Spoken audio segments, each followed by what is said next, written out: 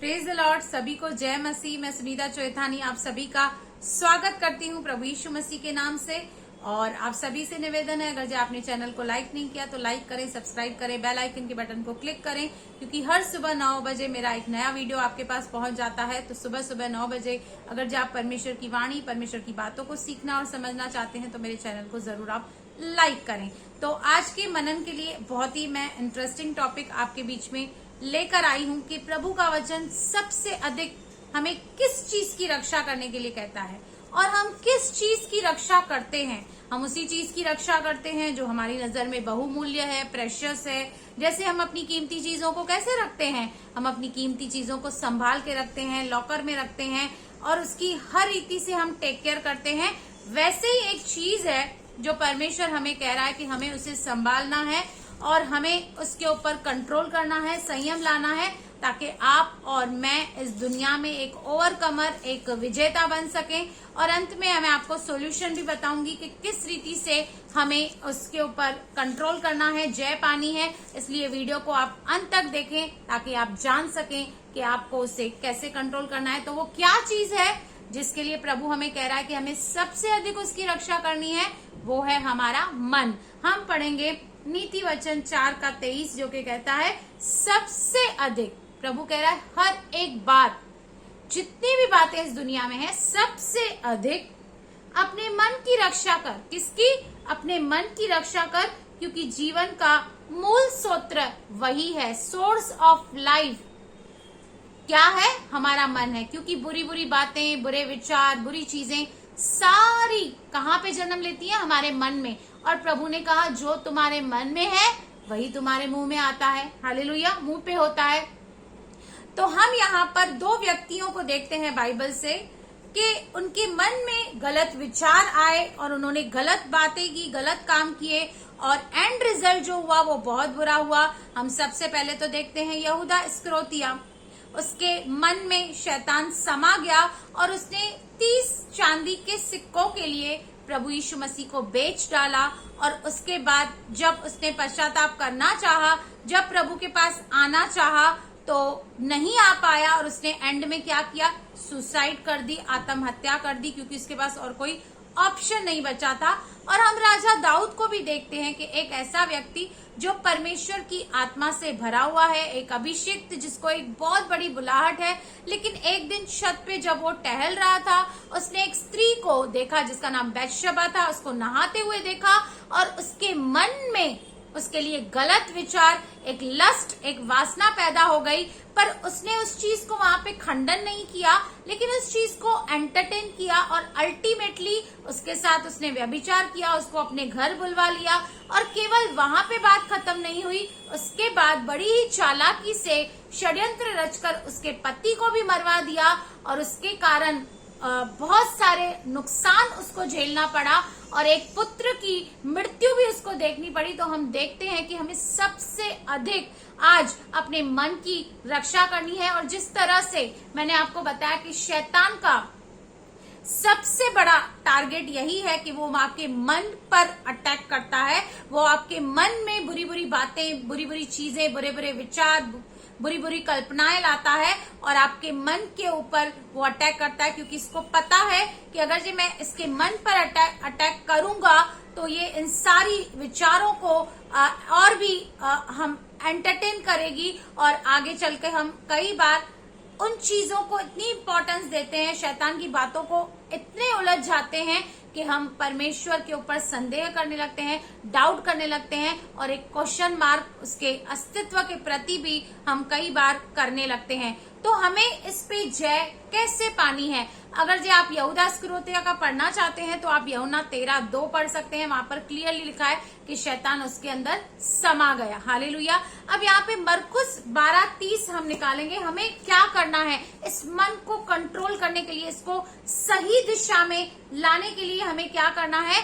हमें पहले तो अपने परमेश्वर से सारे मन, यहाँ पर 12:30 मरकुस कहता है कि तू प्रभु अपने परमेश्वर से अपने सारे मन से, अपने सारे प्राण से और अपनी सारी बुद्धि से और अपनी सारी शक्ति से प्रेम रखना। अगर जी हम अपने मन को संभालना चाहते हैं, अगर जी उसको सही दिशा में लेके जाना चाहते हैं, तो हमें क्या करना है? सबसे पहले इस मन के द्वारा परमेश्वर से प्यार करना है। हालेलुया। और इस मन के द्वारा हम परमेश्वर से कैसे प्यार कर सकते हैं? जब हम उसकी प्रेजेंस में बैठेंगे, जब हम उसके वचनों को सुनेंगे, जब हम उसके साथ संगति करेंगे, जब हम प्रार्थना करेंगे, स्तुति आराधना करेंगे, उसकी महिमा करेंगे, और जब हम उसकी आज्ञाओं का पालन करेंगे, जो जो आज्ञा उसने दी है, तो हम उससे प्रेम करेंगे। हालेलुया। उसके बाद भजन संहिता 119 का 11 वचन देखिए क्या कहता है। भजन संहिता 119 का 11 वचन कहता है कि मैंने तेरे वचन को अपने हृदय में रख छोड़ा है कि तेरे विरुद्ध पाप न करूं। अब हर इंसान चाहता है मैं पवित्र बनूं, मैं पाप न करूं, लेकिन हमें पाप से रोकने के लिए कौन है? प्रभु का वचन है। तो हमें अपने इस हृदय को भरना है, खाली नहीं छोड़ना है।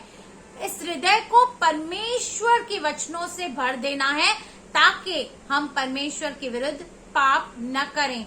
इस वचन को अधिकाधिक अपने मन में बसने देना है। आपको अलग अलग प्रचार सुनने हैं, बाइबल पढ़ना है, कलीसिया जाना है, वचन सुनना है और अपने मन को पूर्ण रीति से इस वचनों से भर देना है ताकि आप जब भी गलती करें, गलत दिशा में जाएं, जब भी आप रॉन्ग ट्रैक पे जाएं, तो पवित्र आत्मा जो परमेश्वर का आत्मा है वो आपको उस वचन के द्वारा गाइड करे और सही और गलत में आपको एक भेद दे। पर ये तब होगा जब आपका वचन पढ़ा हुआ होगा, मेमोराइज हुआ होगा, आपको वचन का सही मतलब पता होगा। तो आपको वचन सुनना है, पढ़ना है और समझना है और उसको अपने मन में भर देना है, मेमोराइज करना है, ताकि आप और मैं परमेश्वर के विरुद्ध कोई भी पाप न करें।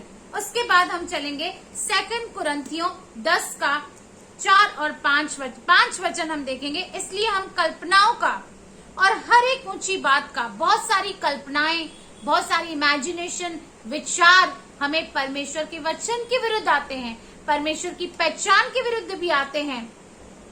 परमेश्वर के हर एक ऊंची बात जो परमेश्वर के पहचान के विरोध में उठती है, खंडन करते हैं।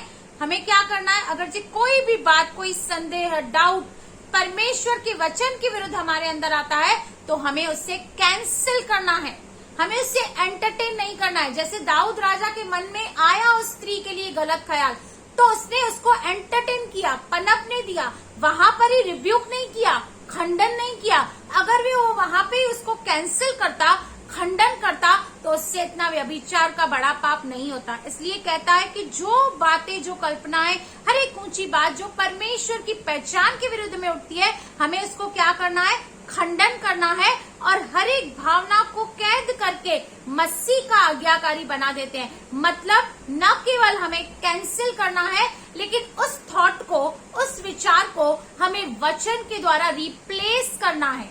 जैसे कई बार शैतान हमारे अंदर डर पैदा करता है, हमें बहुत डर लगता है बहुत सारी बातों में, बहुत सारी चीजों में, अपने फ्यूचर को लेकर, अपनी फैमिली को लेकर, अपनी हेल्थ को लेकर। लेकिन हमें क्या करना है? जब ऐसा डर आपको सताए तो आपको परमेश्वर का वचन लेकर उसका सामना करना है कि प्रभु कहता है मत डर, मैं तेरे संग हूँ, इधर उधर मत ताक, मैं तुझे दृढ़ करूंगा, मैं तेरी रक्षा करूंगा और अपने दाहिने धर्म में हाथ से तुझे संभाले रखूंगा। तो न केवल आपको कैंसिल करना है इन बातों को, पर एट द सेम टाइम उन चीजों को आपको वचन से रिप्लेस करना है। और आप उसे वचन से कैसे रिप्लेस करेंगे? तो जैसे पहले हमने कहा कि जब हमें वचन पता होगा, जब हमें वचन मेमोराइज होगा, जब हमें वचन की सही रीति से प्रकाशन होगा, तभी हम उसको रिप्लेस कर सकते हैं। तो आपको उन बातों को रिप्लेस करके उससे मसीह का आज्ञाकारी बना देना है। क्योंकि रोमियो 12:2 भी हमें कहता है कि तुम्हारे मन के नए हो जाने से तुम्हारा चाल चलन भी बदलता जाए।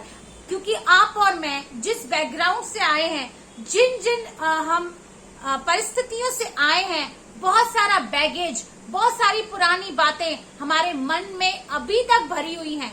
हमें उसे रिन्यू करना है, उन बातों को निकाल कर नई बातों से भरना है। तो मन को हम कैसे नया करें? जब हम प्रभु के वचन को सुनते हैं, ग्रहण करते हैं, एक्सेप्ट करते हैं और जब हम उसको प्रैक्टिकल कंटिन्यूअली अप्लाई करते हैं तो हमारा मन नया होता है। और जब हमारा मन नया होता है, पुराना वो बैगेज, पुरानी बातें, पुराने एक्सपीरियंस, पुराने थॉट प्रोसेस जब हमारे निकल जाते हैं तो हमारा चाल चलन भी बदलता जाता है। हालेलुया।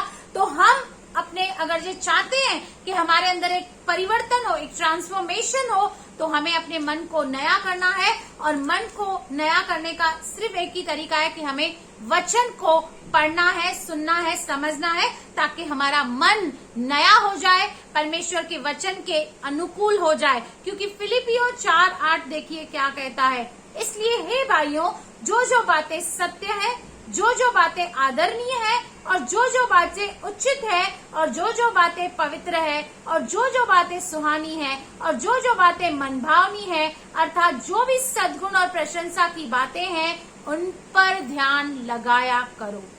फालतू चीजों में, फालतू बातों में, नेगेटिव बातों में हमें ध्यान नहीं लगाना है, पर जो अच्छी बातें हैं, जो हमारे लाभ की हैं, जो हमें तसल्ली देती है, जो हमें शांति देती है, जो हमें सांत्वना देती है, हमें अपना फोकस उन सद्गुणों पर, उन अच्छी बातों पर, प्रशंसा की बातों पर लगाना है। आज आपको और मुझे सोचना है, हम पूरा दिन जब मोबाइल पे बैठते हैं तो हम क्या देख रहे हैं, कौन से वीडियोस देख रहे हैं, कौन सी बातें देख रहे हैं। क्योंकि जो भी आप देख रहे हैं ना, वो इनडायरेक्टली आपके सबकॉन्शियस माइंड में, आपके मन में वो रिकॉर्ड होते जा रहा है, फीड होते जा रहा है। तो आप अपने मन को कैसा खाना दे रहे हैं। अगर जो आप उसको संसारिक खाना देंगे तो वो संसार की बातों में ही आगे बढ़ेगा और फिर वो आत्मिक बातों में इंटरेस्ट नहीं लेगा। पर अगर इसी मन को आप ट्रेन करें और अच्छी बातों से भरें, वचन की बातों से भरे, तो आपका ध्यान उसी बातों की ओर रहेगा। अगर ये संसारिक शारीरिक बातों में आप लगे हुए हैं तो उसी बातों की ओर आपका मन जाएगा। पर आप आत्मिक बातों में लगे हुए हैं तो आत्मिक बातें ही आपके जहन में होंगी, आपके मुंह में प्रभु के गीत होंगे, प्रभु के वचन होंगे, प्रार्थना होगी, अच्छी बातें होगी, धन्यवाद होगा। लेकिन अगर जो आप शारीरिक और संसारिक बातों में, तो फिर वही बातें आपके मुंह में होंगी, क्योंकि जो मन में भरा है वही मुंह पे आता है। तो इसलिए आज आपको सोचना है, समझना है, प्रार्थना करनी है, इस मन के ऊपर संयम को लाना है, सेल्फ कंट्रोल लाना है। और ये आपके हाथ में है, क्योंकि ये उस पर निर्भर करता है कि आप ज्यादा समय किस चीज पे स्पेंड करते हैं। अगर जी आप ज्यादा समय, मान लीजिए आपको कुकिंग के वीडियोस आप देखते हैं तो आप उसमें माहिर हो जाएंगे, आपका मन खाने पीने की बातों में ही लगेगा। अगर जी आप ज्यादा समय प्रभु का वचन सुनने में लगाते हैं, प्रभु की बातें सुनते हैं, तो आपका जो मन है उन्हीं बातों में चलेगा, वही आपके मुख में आएंगी, वही आपको आगे बढ़ाएंगी। इसलिए आज आपको तय करना है आप इसके अंदर क्या डाल रहे हैं, क्योंकि जो भी इनपुट डालेंगे आउटपुट उस हिसाब से ही होगा। तो प्रभु आपको बहुत आशीष करे। इस मन को आप संभालिए, क्योंकि शैतान का आज सबसे बड़ा टारगेट हमारे मन के ऊपर है। हमारे मन से वो बहुत सारी बातें करता है। हमें डिसर्न करना है, परखना है कि ये परमेश्वर की आवाज है या शैतान की आवाज है, और उसके हिसाब से जो जो बातें मैंने बताई उसके द्वारा आप अपने मन को कंट्रोल कीजिए और उसे प्रभु के अनुकूल, प्रभु यीशु मसीह का आज्ञाकारी बनाकर प्रभु में आगे बढ़िए। तो प्रभु इस वचन के जरिए आपको बहुत बहुत आशीष करे। आमेन, आमेन।